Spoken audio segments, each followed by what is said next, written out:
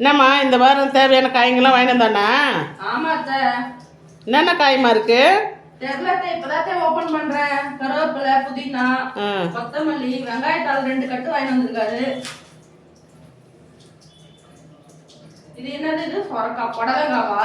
ஆமாம்மா, புடலங்காய் தான்மா அது. புடலங்காய், முருங்கைக்காய், பாவக்காய்,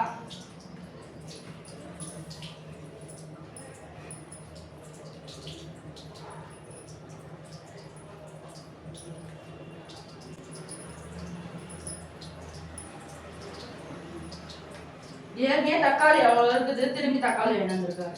தக்காளி சட்னி வச்சிருமா, தக்காளி தொக்கு மாதிரி. குழந்தைங்க தான் விரும்பி சாப்பிட்றாங்களா, அதுதான். வெயில் நாள் தானே, ஒன்றும் ஆகாதுமா.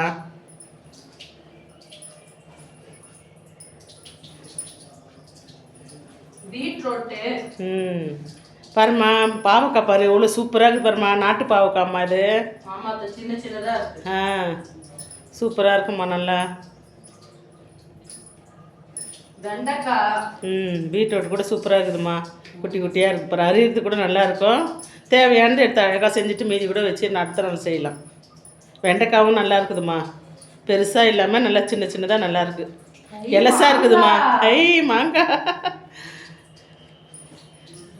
வெண்டைக்காய் பாருமா, முத்தல் இல்லாமல் நல்லா எலசா சூப்பராக இருக்குது பத்தியா. அங்க ஃபுல்லா கிராமத்து காய்கள் தான் விற்பாங்க உழவர் சந்தையில. எல்லாமே நல்லா தான் இருக்கும், மருந்து போடாத காய்கள்.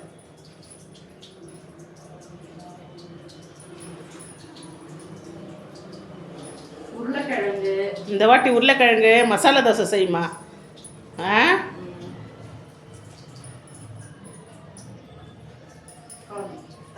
நாளைக்கு செய்யாத மசாலா தோசை, ஒரு 2 நாள் பொறுத்து செய்ய. ஏன்னா இன்றைக்கி தான் நான்வெஜ் எல்லாம் செஞ்சு சாப்பிட்றோம்ல. மண்டே நாளைக்கு எதுவும் வேண்டாம். வெங்காயம் அவ்வளோதான். சரி சரி. முருங்கைக்காய், உருளைக்கிழங்கு, என்ன நம்ம வாங்கியிருக்கா? சரி. வெங்காயத்தாள், மாங்காய், பீட்ரூட். மாங்காய் சின்னதாக இன்னொன்று வாங்கிட்டு வந்துருக்கலாம்ல. வெங்காயத்தாள், மாங்காய், பீட்ரூட்டு, வெண்டைக்காய், புடலங்காய், உருளைக்கிழங்கு, முருங்கைக்காய், இது பாவக்காய், தக்காளி, கொத்தமல்லி, புதினா, கருவேப்பிலை, வெங்காயம். இதான் இந்த வாரம் காய். சரி, நடுவில் நான் போய் வாங்குவேன்.